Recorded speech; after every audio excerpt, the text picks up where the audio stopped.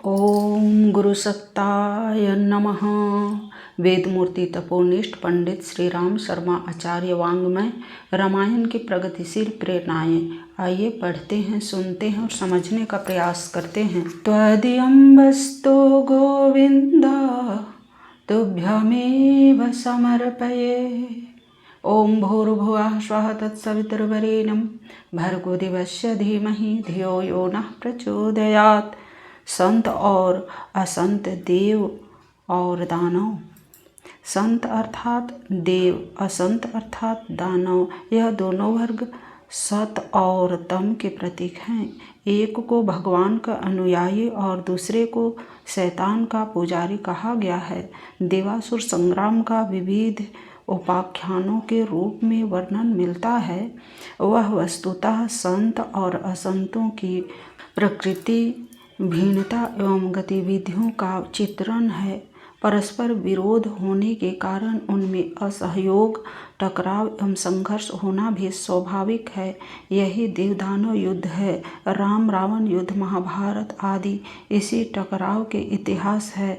भगवान का अवतरण साधुता के परित्राण एवं दुष्कर्मरत असुरता के निराकरण के लिए ही होता है। हमें संत परंपरा का अनुयायी और असंत दुष्प्रवृत्ति का असहयोगी विरोधी होना चाहिए। मानस में संतों की वंदना करते हुए उन्हें चैतन्य तीर्थ कहा गया है।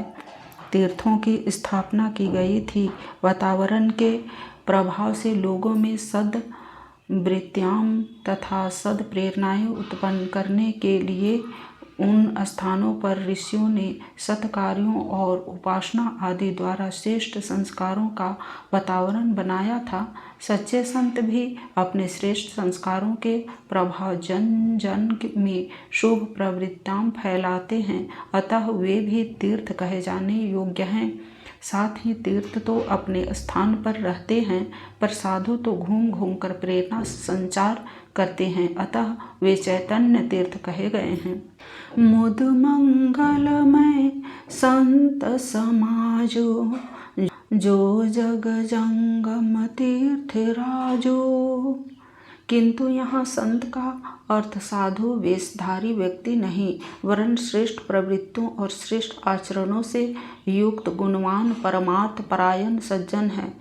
सुजन समाज सकल गुण खानी और तीर्थराज समाज सुकर्मा आदि पदों से उक्त प्रतिपादन की पुष्टि होती है। संत एक वृत्ति है, वेश नहीं, जैसा कि आजकल समझा जाता है। लाल पीले कपड़े, तिलक, छप्पा, कंठी माला, दंड, कमंडलू, दाढ़ी, मुंडन, भस्म, भभूत आदि के आवरण जिन्होंने धारण किए हैं, घर परिवार को छोड़कर भिक्षावृत्ति पर गुजारा करते हैं। सेवा करने से कोसों दूर सेवा लेने के लिए तत्पर आज के तथाकथित संत 56 लाख की संख्या में देश भर में फैले पड़े हैं। जप ध्यान को थोड़ी लेकर पीट लेना ही जिन्होंने संत का एकमात्र कर्तव्य मान लिया है। घर परिवार देश समाज के उत्तरदायित्वों को जिन्होंने तिलांजलि दे दी है, वे ही वैरागी कहे जाते हैं। भले ही उनमें अहंकार, दम, अज्ञान, लालसा, प्रमाद आदि भरे पड़े हों, नशेबाजी जैसी आसुरी वृत्ति को भले ही अपना रखा हो।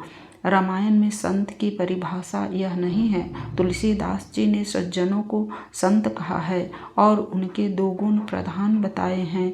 एक गुण कर्म स्वभाव की दृष्टि से उत्कृष्ट चरित्र निष्ठा, दूसरा लोकहित के लिए अधिकाधिक उदारता का परिचय देना, जन कल्याण को ईश्वर का काम मानकर उसमें कष्ट सहकर भी पूरा योगदान देना। वेश के संबंध में रामायण का मत है कि सामान्य नागरिक जैसी वेशभूषा रखते हुए परिष्कृत जीवन जीने वाले भी संत हैं।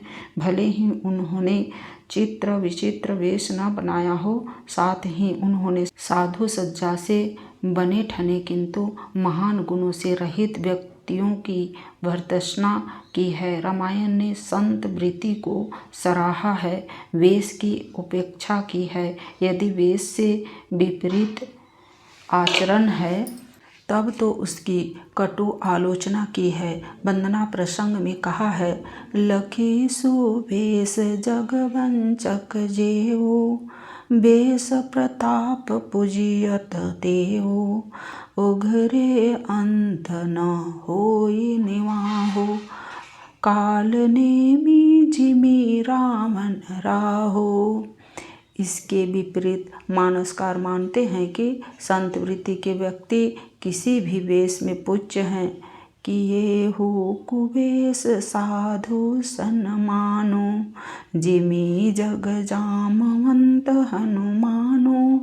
बालकांड में कपटी मुनि के प्रसंग में वे कहते हैं कि वेश देखकर मनुष्य की परीक्षा करने वाले मूर्ख हैं, चतुर नहीं।